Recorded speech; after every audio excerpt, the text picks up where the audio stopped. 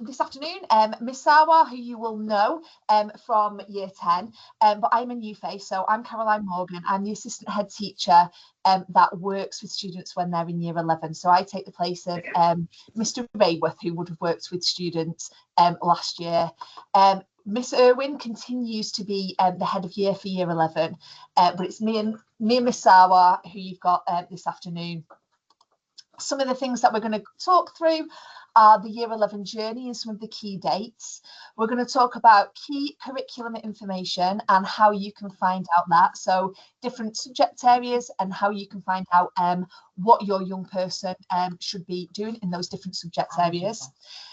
We're going to look at home study habits.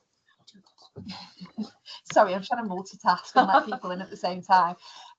We are going to talk through, home study habits and really what home study looks like in year 11, because as you can imagine, that's a little bit different with revision for external exams coming up. We're going to talk about post-16. We're going to talk about post-16 and a last little kind of bit of information about digital safety.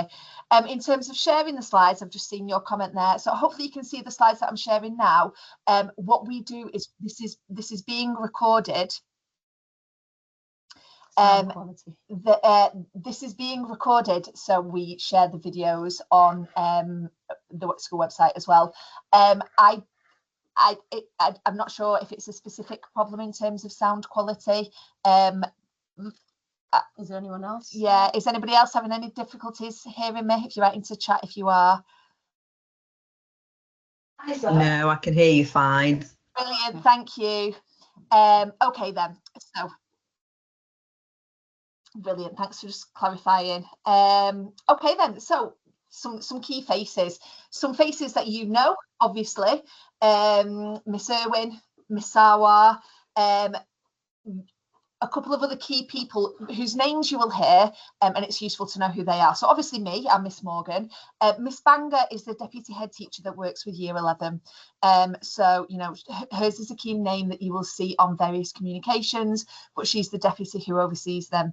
Mr. Rochford, or Rocky, as your child may call him, is a mentor that continues to work with year 11, and he is a really good kind of support, yeah, as you will probably already know for the year team.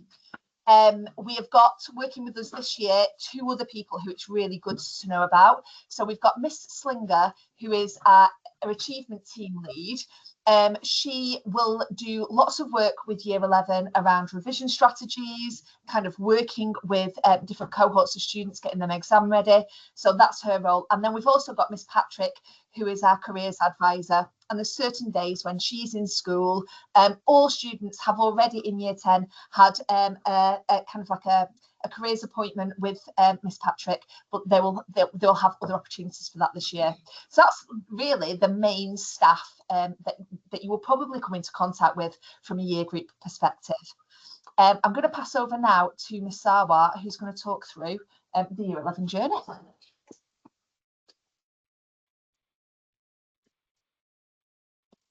Okay. Good evening, everyone. Okay, yeah, Miss Sawa, maybe you heard from other people as well. Who I've been working with year 11s and I've been head of your school for so many years. So your children, you're in safe hands. Okay, we got a very good team, very good year 11 team. The head of year is phenomenal, and the mentor, there's phenomenal support, and they're very, very proactive. And Miss Morgan has got a different angle of teaching and learning. And Miss Banger, she's, you know, quite data driven and results and everything. And my job is to oversee everyone. And we have got fantastic tutors, and they basically constantly working with your children. So they are in good hands. Okay, so that is sometime my child is in a year 11 as well, and my worry is always on, you know, communication or who I need to speak to. And we have a fantastic team, and you can communicate with any of them, and the first point of protocol is going to be Miss Irvin, and then if there is any other issues we can deal with. Year 11 journey is the end of the journey, to be honest, the end of your school journey. 7, 8, 9, 10, 11, a nice time to test whatever they have learned in the past 5 years. And it's not going to be easy, but it's not impossible. We're all in it together. And I'm just going to say, when I say this every year, is that make sure that your child is not in this lonely in this process. There's a good communication between you and your child, because that helps us to find out what the issues are and help, and that will help you. They're not masking it. That's the bit, just trying to go behind the mask. So there's a lot of things happening this term in terms of careers, in terms of colleges. So students have started completing their they started their personal statements in their life skills lessons. And the life skills lessons for the next 4 lessons, that means 4 hours, they will be doing personal statements. Excuse me. And the staff who is helping them to write personal statements, they are very, very experienced. There's English, maths, and science staff. Once they write, they will be checking. We're going to redraft, draft again, and make sure that it's perfect.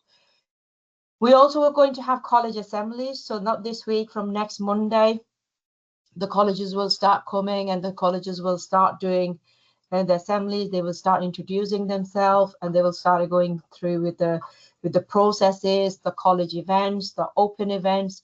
And not only that, we're also going to have the post-16 evening on 9th of October. I'm going to go through in a minute. So that is quite important. When I know some of you came last year, it will be similar, and then you're going to come this year again with a different hat on. By that time,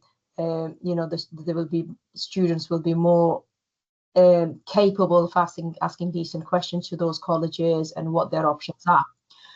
And then they're going to start after college entry exam, and that will be on the 4th of November, starting 4th of November. After that, there will be a 2 weeks period when they will start applying for the colleges.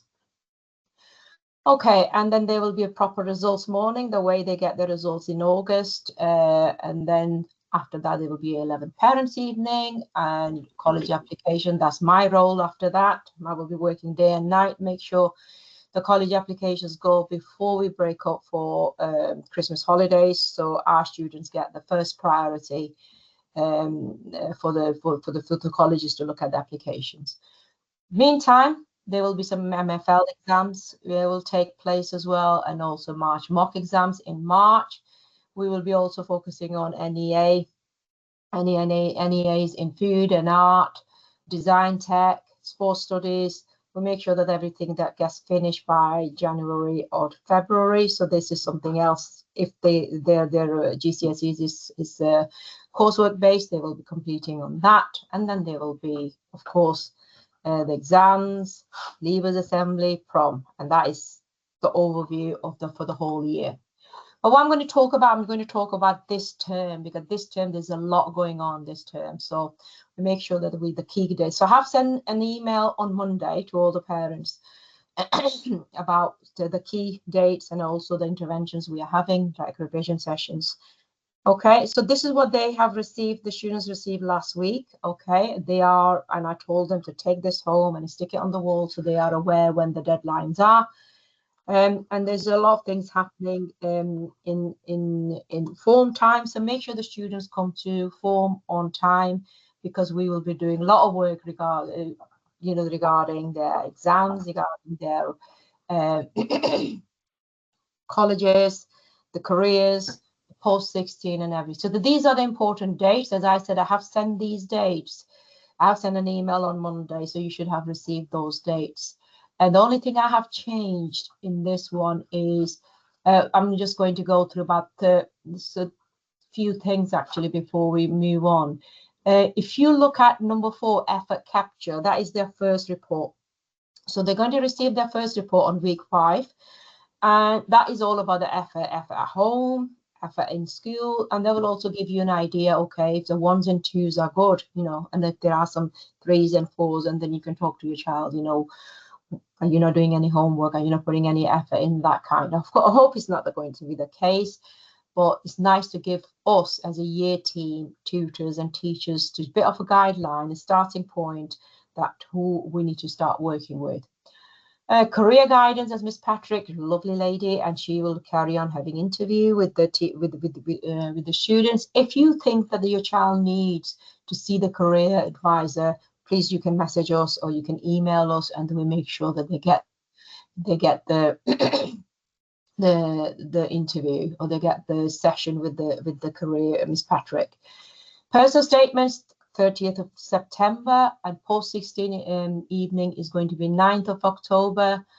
And then also I changed this date for college application from 19th of November to 24th of November, because I thought by that time it will give them 2 weeks period to see, to reflect on the exams and to make the right decision about what they have, what they're applying for, and if they, you know, they will be a little bit more mature. So that is 24th of November. So that has changed.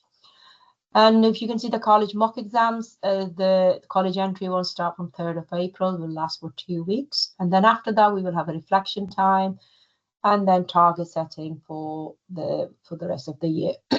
Parents' evening is 4th of December. So these are the quite important days. As I said, I've sent excuse me, an email on Monday.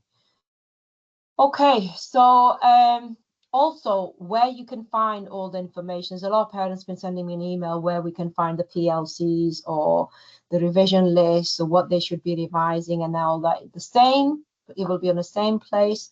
Okay, where if you go onto the school's website, if you go onto the as you can see, the education students, and in the students you can see year 11 from year 7 to 11, and if you click on the 11th one, then you can go. Okay, Mrs. Salwa, I don't know if this is the same for everybody else, but I can't see your screen. I'm having to flick through manually the slides. I don't know if that's the same for everyone else.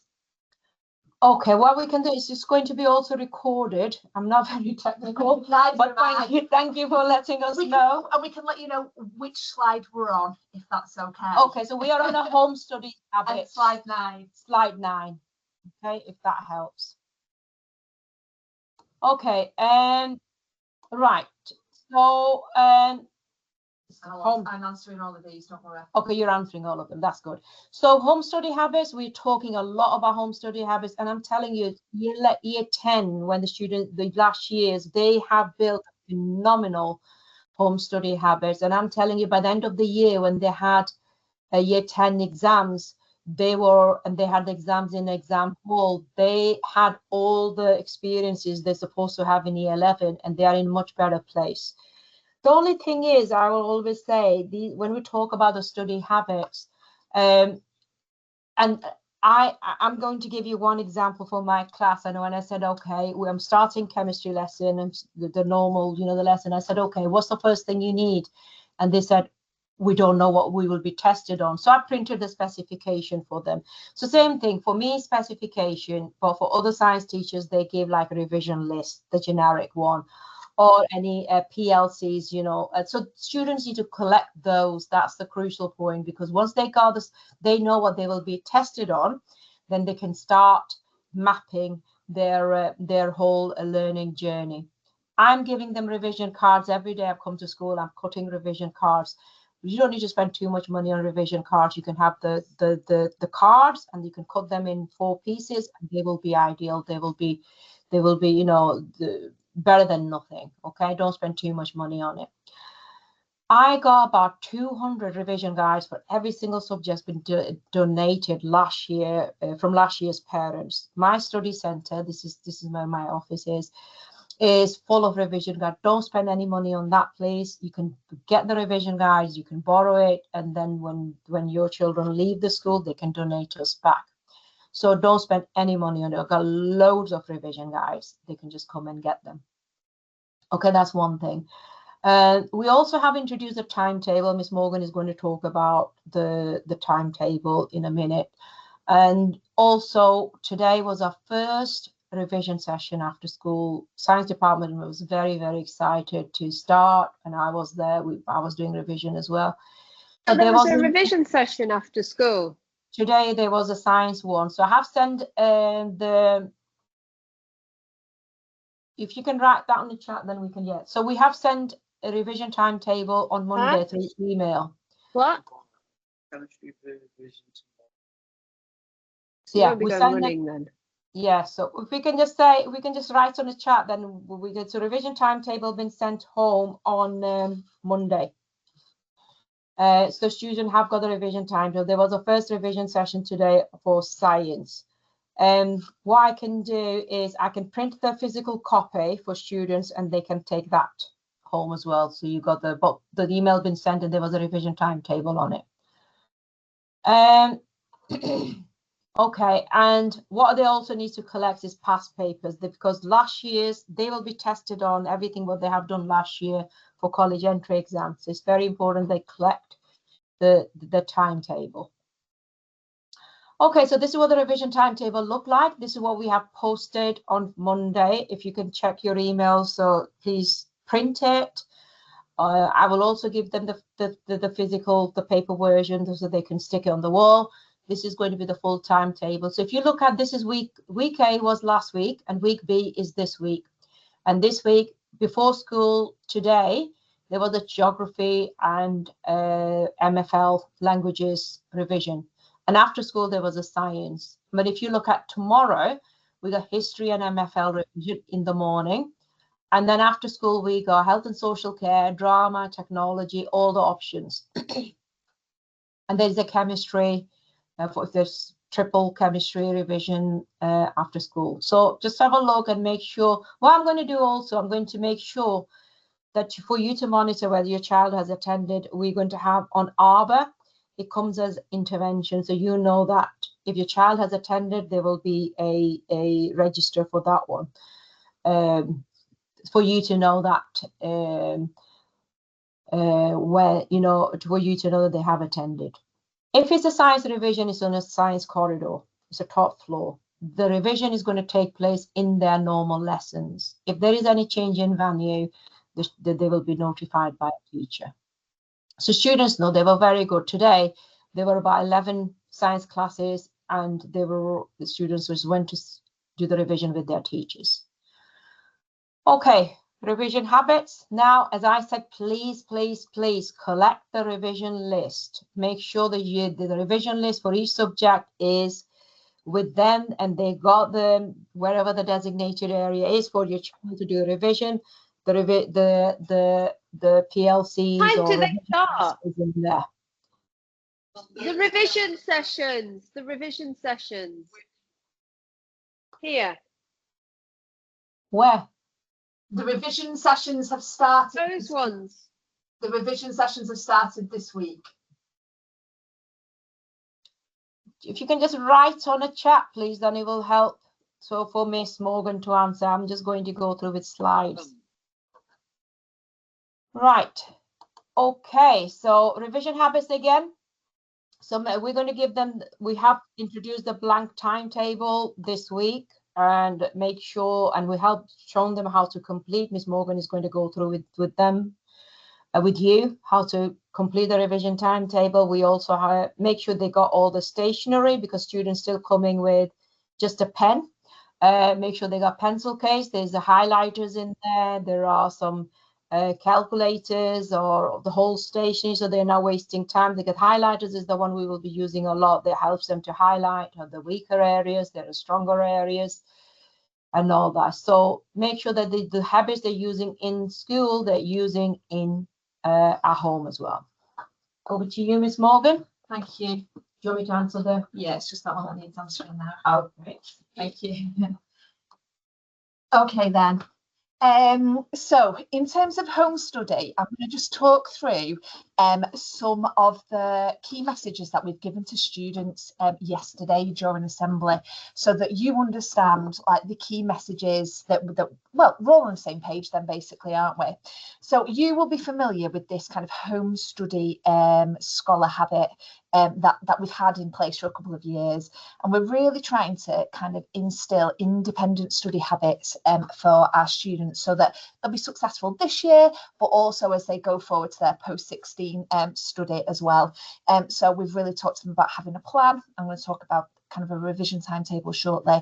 We've talked about organising their resources, making sure that actually they're really organised in terms of their home study habits, but also that they're kind of monitoring and checking how they're getting on, and that they're communicating with their class teachers, with the year team as they evaluate their progress.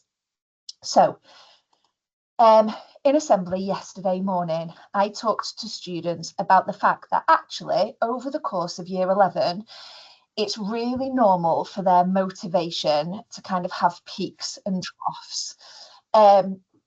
We are, that's normal, and we'll know that, as adults, as grown-ups. Some days, when I think about my healthy eating regime, on a Monday I'm really on it, I'm really motivated. By Wednesday, it is my habits that get me through. And we kind of talked about this idea to students. So we've talked to them about the fact that it's going to be really important that they have a plan. Yes, we have shown students the kind of revision sessions that we are offering in school, but we've talked to them about the fact that actually it's really important that they have their personalised plan. And we've talked to them about the fact that, they might want to attend some of the before school revision sessions. It depends whether they're, an early bird or whether they're really struggling in the morning or not. That might be a slot that works well for them. We've asked them to kind of think about what after school revision sessions they would want to kind of attend. But then we've also encouraged them to have a slot 1 and a slot 2 after that. We've talked about the fact that actually if they've got a plan, it means that they can be consistent. And we've talked about the fact that consistency, really over and above motivation, is what's going to be really important. Decided that they can't control the results, they can only control the process. And I'd say that if you've got a bit of an anxious young person at home, that message is really important. They can't worry about what results they're going to get. Actually, it's about focusing on the here and now and what they can be doing in the moment, okay, and what they can be doing, controlling the process, basically. So we've looked at the fact that over the course of year 11, this study timetable, and that's kind of what we're talking about, their individual study timetable, it will change. So we've really encouraged them to have an electronic copy. So it'll just make it easier for them to kind of update.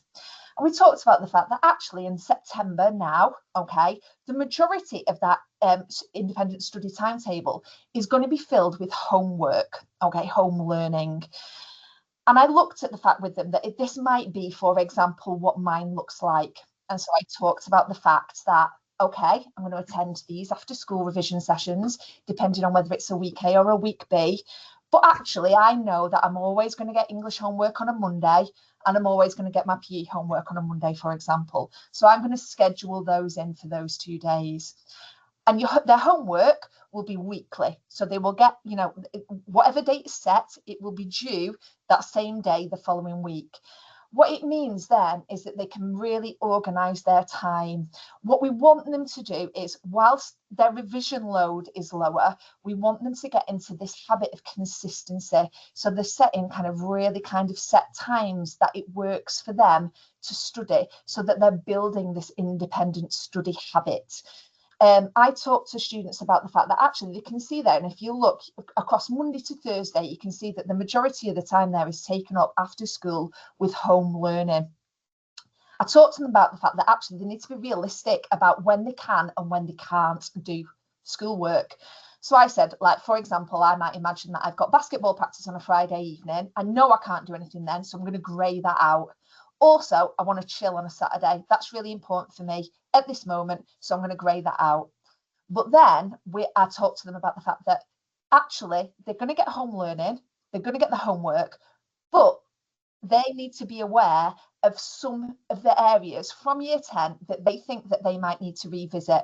So I imagined with them in assembly yesterday that they got 15 poems for their anthology. They looked at Lord of the Flies last year, and they also did Jekyll and Hyde and Macbeth. There's a lot of literature content there, and I was saying that might be something that I'm anxious about. So on a Sunday, I'm going to choose to spend 45 minutes revision focusing on English literature.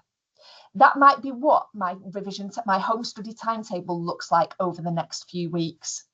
As I move into October, I might want to increase slightly the amount of revision that I'm doing aside from that, okay?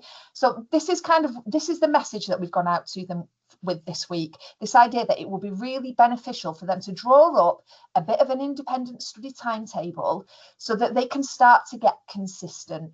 it will mean, and I talked to them about this as well, that actually in year 11, there's never, sadly, going to be a moment where they've not got anything that they could be doing. So if, for example, there's one Tuesday where I look and I think, oh, Mr. Scott didn't set me any geography homework this week, actually, I can think, well, he might not have sent me any geography homework, but I'm going to use that slot to do some geography revision. So this is kind of what we talked to them about. So just so that you know that kind of key message.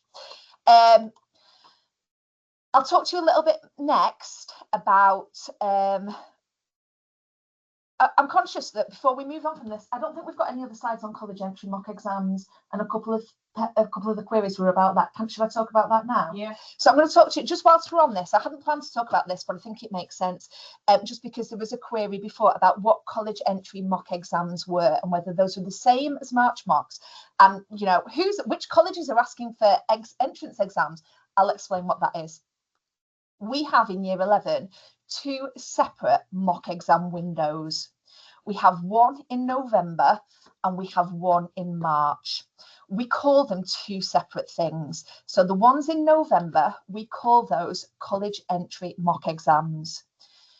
They are internal exams that we do. They're mocks. We call them college entries because the timing of them is really useful for students' college applications. Okay, so what we say is that the kind of results that students get from those college entry mock exams, alongside their holistic performance over the course of the term, allows teachers to give students a projected grade for the summer. Okay, so what we talk to students about is the fact that actually we want them to be building really good study habits so that in November, in that first mock exam window, they can really showcase what they've learned so far.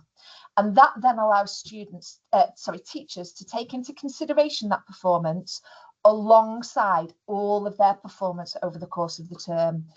Teachers know, we are human, we know the fact, and we know that sometimes students have a really bad do in an exam. No teacher is going to enter that purely that exam result for their projected grade. We take it into consideration alongside things. So that's the first round of mock exams. The second round of mock exams are in March, and what we do there, we call those the March mocks. And what that allows us then to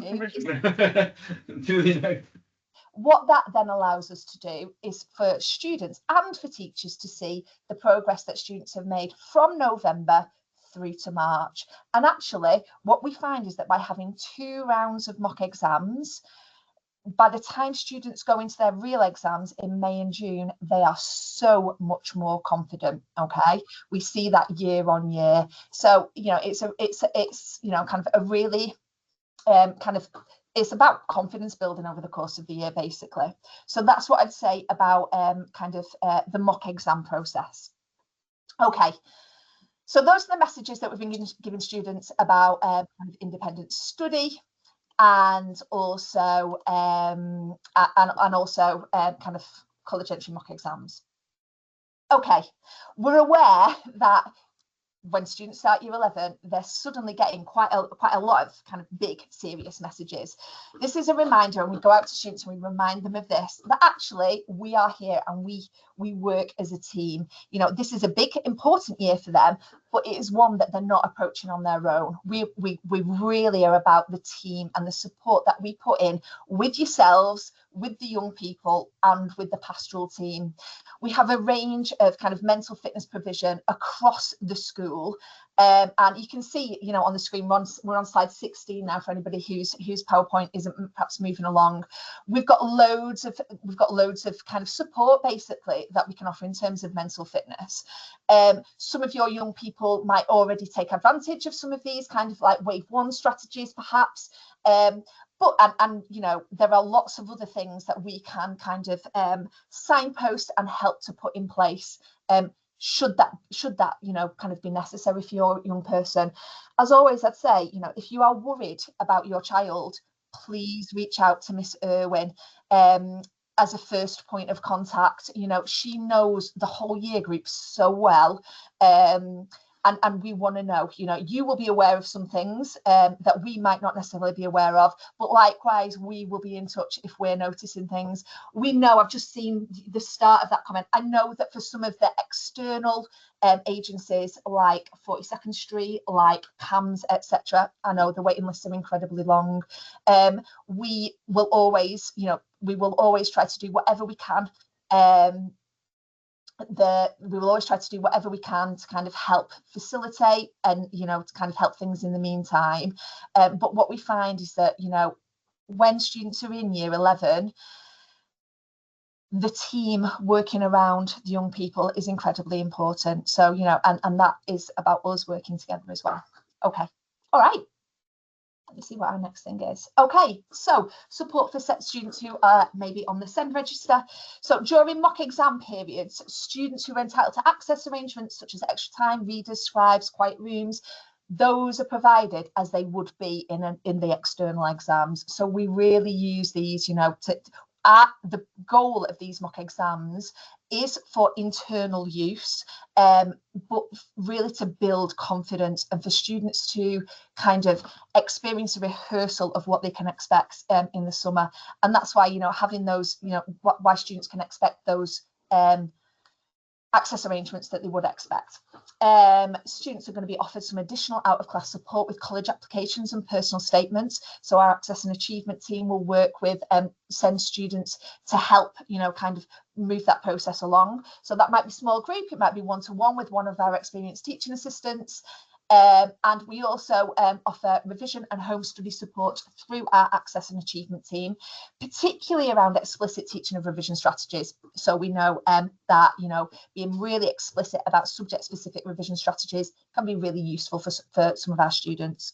So, you know, if you think that actually, you know, my child is on the SEND register, I wonder about, you know, maybe this extra support might be beneficial, please get in touch with our access and achievement team or one of the year team, and we'll happily, you know, kind of like explore, you know, what's already in place and what more we can do. Okay, post 16.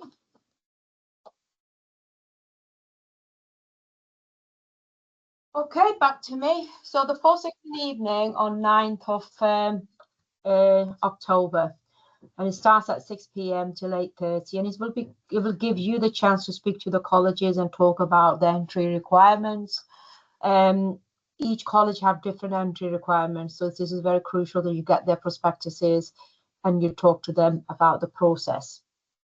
Okay, and it sometimes gives a good starting point to students as well. What is their plan? Suppose if they're applying for A-level chemistry, and the colleges, some Savory and Loreto or any other colleges, they have a different criteria for what a grade will be suitable for them to do any A-level subjects or level 2 courses. Or there will be a lot of people.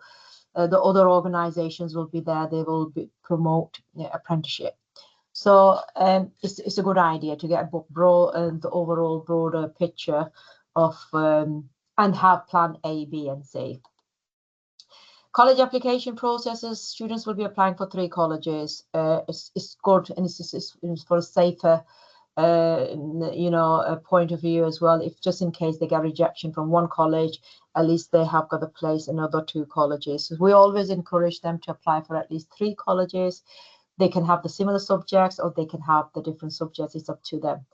And their deadline will be, we will help them. They will be doing college applications during form time, and the form tutors will help them to complete the college applications. Students will then use the personal statement they are writing right now. They have to print 3 copies of the personal statements, and they're going to submit the applications with the personal statement. We will provide, they don't need to complete the grades, they don't need to complete the assessment criteria, the attendance or punctuality. School will provide all the information to the colleges, including their references. So students will provide all the grades, and the grades will be the projected grades, what they are capable to get at the end of the year. based on the efforts, based on the you know the kind of you know the effort they're putting in, and there will be lots of assessments will be going on as well, and that will help us to predict what they can get. So there will be projected grades. Attendance will go, punctuality will go, effort data will go to the colleges, and the references. So it will be quite bulky applications for that we will send. The students and you only need to do the first 2 pages where you just provide the additional information and also what your child wants to study, and you're going to sign the document, and you're going to, please you also make sure that you read their personal statement, and then you're going to submit to us, and then we're going to take over from there. Digital safety, Miss? Yeah. Sorry, just also. Okay, so this is just a quick nod to digital safety. We cover it in every at the start of every year, so that you will be familiar with these things. Sadly, we still have issues when students, even in year 11, about students not having safe, secure passwords on their kind of like their devices and their their kind of teams. Please, can you just make sure that you just have a quiet word with your child about just what constitutes a safe password. It can prevent problems later on. Also, what we would always do is what we talk to students about is just kind of like fact checking basically some of the information they're getting online. I know you know this. It's just we're always, all of us, doing what we can to protect our young people online.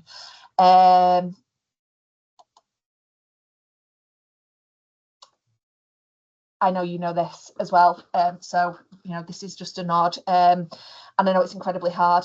Sawa tells me like how difficult it is with her year 11 daughter, but we would still encourage young people to kind of be really careful about their social media use, as encourage them to be open about their accounts online with you. Some of our young people, even though they are pushing 16 now, and young adults, it's a really kind of tricky world that they're navigating, isn't it? But we've got some advice if you're worried about your child's digital use or their social media use or any aspect of the online world. Again, we can help with that. It might be the year team that are able to give you some advice. It might be our safeguarding team who we can put you in contact with. But if you're worried about any aspects of that, please do let us know. On a side note, one of the key messages that we give to students about study is the fact that they should not really they shouldn't have their phones with them when they are studying. One of the things that we talk to them about is the fact that split attention effect. As you'll know, if you're in a meeting online, like you might be through your work and your phone pings, straight away your attention is taken away from that, and it takes you a minute or so to get back into it. We talk to the students about the fact that when they're in a revision session, it's a really good idea if they hand their phone over to a parent, or if they put it in a drawer, or if they keep it outside of the room that they're studying in, and then they can obviously check out the notifications as a bit of a reward when they finish that session. So that's just a bit of an aside whilst we're talking about digital safety and mobile phone use. But yeah, like I say, if you're worried about any aspects of that, please get in touch with us. Managing screen time, as you know, I'm not going to go into that too much. Okay then, so thank you very much for coming this evening. I know it's a big ask. Yeah, the phone is liked for Sparks, and like I will, before I do this last slide, yeah, and it might, and I am not dismissing kind of some of the apps which are brilliant for revision. So I know that Seneca is brilliant for history, Sparks is brilliant for maths, but what I would say is that when they're on Sparks, they need to make sure that they've got their kind of Snapchat, their Instagram muted, so that they're not getting notifications from that. I think that's the problem, when their attention is being pulled in so many different ways. So yeah, anyway, thank you for your attention this afternoon. I hope it's been useful. if you are able to kind of fill in the quick kind of survey, just so that we know what you might want us to focus on next time. If you've got any specific kind of queries, I'll hang around here for a few minutes, but please also know that you can contact the year team. So all of our emails finish with @prospere.org.uk, and it's always like our first initial and then our surname. So for example, my email is cmorgan@prospere.org.uk. We've got J Sarwar or A Irwin. So please feel free to get in touch with us. You know, like I said before, we work together as a team. Hopefully I'll get to know all of you really well over the course of the year.